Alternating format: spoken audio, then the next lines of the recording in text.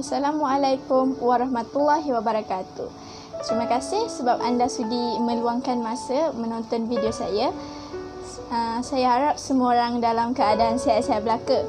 Jadi hari ini saya nak berkongsi sedikit mengenai tanda Allah sayang pada kita. Sebagai seorang manusia, kita tak pernah lari daripada mempersoalkan mempersoalkan ujian kita. Kenapa aku hidup susah? Kenapa aku tak mewah? Kenapa aku menghadapi semua ujian ni? Kenapa bukan orang lain? Allah ni tak sayang aku ke? Sekiranya kemewahan ini dijadikan sebagai satu ukur laras menentukan Allah tu sayang pada kita, nampak sangatlah yang kasih sayang Allah tu terlalu murah, bukan?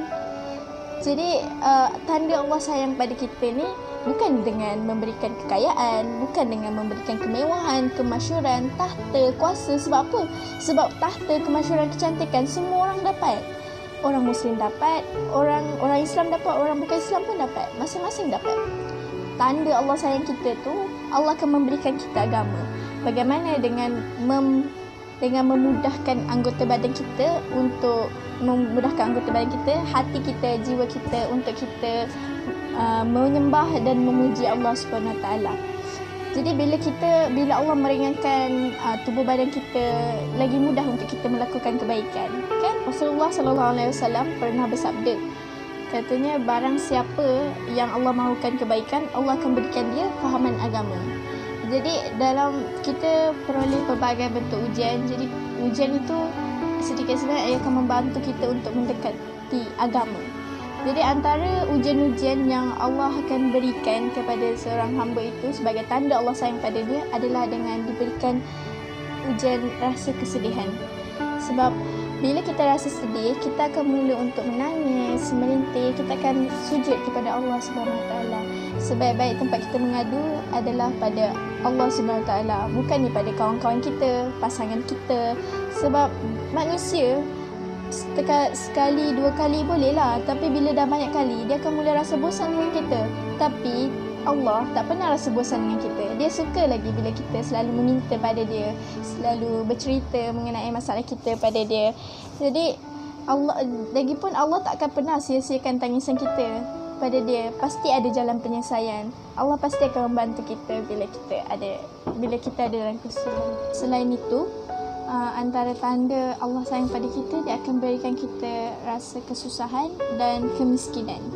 Apabila kita dalam keadaan susah, kita akan mula untuk sedar bahawa tempat mengadu hanyalah pada Allah yang satu. Malah apabila kita berada dalam situasi kehilangan seseorang, itu juga merupakan salah satu tanda Allah sayang pada kita. Di mana kita semua sememangnya harus tahu bahawa manusia ni setiap orang yang hadir dalam hidup kita ni hanya bersifat sementara. Tak ada yang kekal. Pasti ada datang dan pasti ada yang pergi.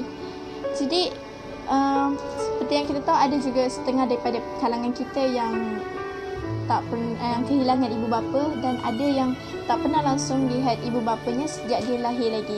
Allah tak akan pernah menguji seseorang itu di luar kemampuannya. Pasti ada hikmah di sebalik apa yang berlaku pada kita.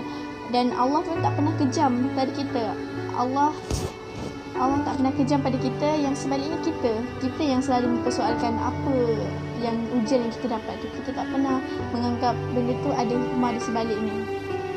Sebab itulah kita kena bersangka baik dengan Allah. Kita kena bersangka baik dengan setiap ujian yang kita terima. Kalau kita tak diuji, kita akan jadi seperti Firaun. Siapa tak kenal Firaun? 300 tahun hidup, tak pernah rasa sakit, bala tentera yang ramai, hidup dalam kemewahan, malah mempunyai hamba yang ramai. Tetapi apa jadi pada akhirnya? Pada akhirnya dia mula lalai. Bila dia lalai, dia menganggap bahawa diri dia Tuhan.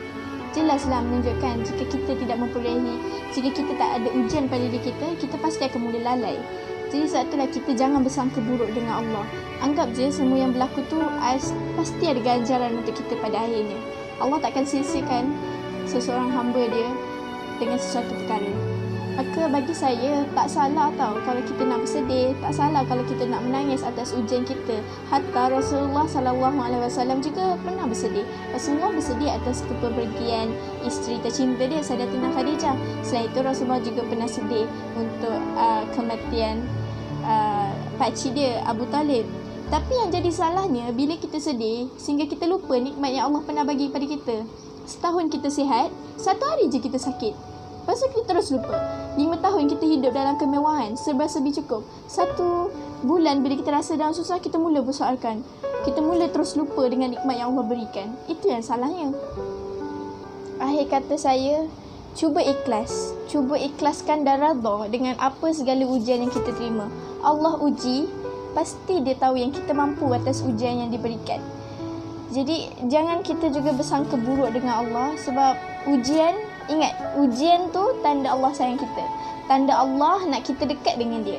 InsyaAllah sedikit sebanyak dengan adanya ujian, ia dapat meningkatkan keimanan kita kepada Allah SWT. Terima kasih.